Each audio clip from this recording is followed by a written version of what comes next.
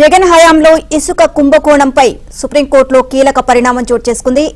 ఎన్జీజీ విధించిన 18 కోట్ల రూపాయల జరిమానాపై జేపీ వెంచర్స్ ఐఏ దాఖలు చేసింది. ఇక ప్రభుత్వం అనుమతులు తీసుకుంటే తాము జరిమానా ఎందుకు చెల్లించాలి అని జేపీ వెంచర్స్ వాదించింది.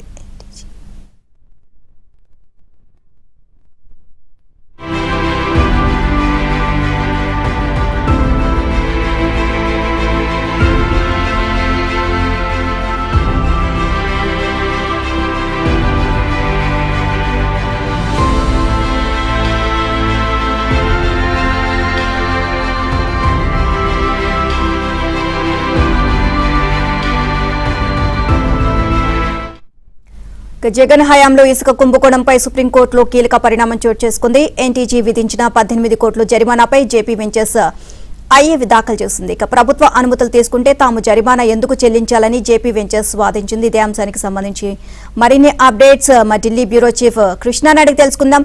కృష్ణ, జగన్ హయాంలో ఇసుక కుంభకోణంకి సంబంధించి సుప్రీంకోర్టులో కీలక పరిణామం చోటు చేసుకుంది. సో ఓవరాల్ గా దీనికి సంబంధించి అప్డేట్స్ ఏంటి?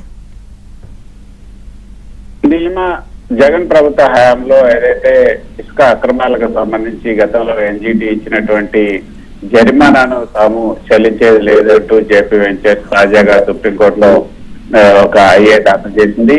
నిజానికి చిత్తూరు జిల్లాలో ఉన్నటువంటి ఆర్ఎన్ఆర్ నదీ పరివాహక ప్రాంతాల్లో B2 సెమీ మెకనైజ్డ్ క్యాటగిరీస్ లో 18 ఓపెన్ ఇసుక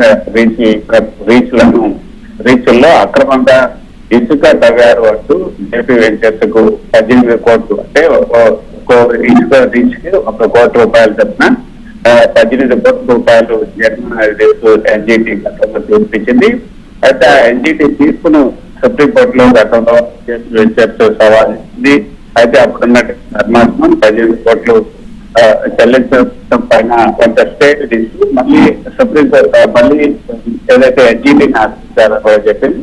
అయితే ఎన్జీటీ ఈ కేసు సుప్రీంకోర్టులో ఉంది కాబట్టి దీనిపైన మేము తదుపరి విచారణ ఏమి జరపలేము. కాబట్టి మొత్తాన్ని 18 కోట్ల సంబంధించినటువంటి ఈ యొక్క జరిమానా విషయంలో సుప్రీంకోర్టు నిర్ణయం తీసుకున్నట్టు సుప్రీంకోర్టు వదిలేయడం జరిగింది. ఆ తర్వాత సుప్రీంకోర్టులో పలు దఫాలుగా దీనిపైన విచారణ జరిగింది. ఆ తర్వాత ఇప్పుడు కొత్తగా అక్కడ ప్రభుత్వం కూడా మారిపోయింది, కూటమి ప్రభుత్వం వచ్చింది. ఆ తర్వాత జరిగిన పరిణామాలు చూసుకుంటే ఈ 18 కోట్ల రూపాయలను మీరు ముందు సుప్రీంకోర్టు రిజిస్ట్రీలో మీరు డిపాజిట్ చేయండి అంటూ సుప్రీంకోర్టు ధర్మాసనం జేపీ వెంచర్స్ ని ఆదేశాలు జారీ చేసింది. ఆ తర్వాత ఇప్పుడు తాజాగా జేపీ వెంచర్స్ ఒక ఐఏ దాఖలు చేస్తూ ఆ ఐఏలో ఈ 18 రేట్లకు సంబంధించి ఈసీ ఏదైతే ఎన్విరాన్మెంట్ క్లియరెన్స్ తీసుకున్న ప్రభుత్వమే మేము కేవలం దాంట్లో నుంచి ప్రభుత్వ ఆదేశాల మేరకు ఇసుక తీసి కస్టమర్స్ కనిపించాలి తప్పితే ఇందులో మా యొక్క తప్పిదం లేదు, అక్రమంగా ఇసుక తీసింది కూడా ఏం లేదు.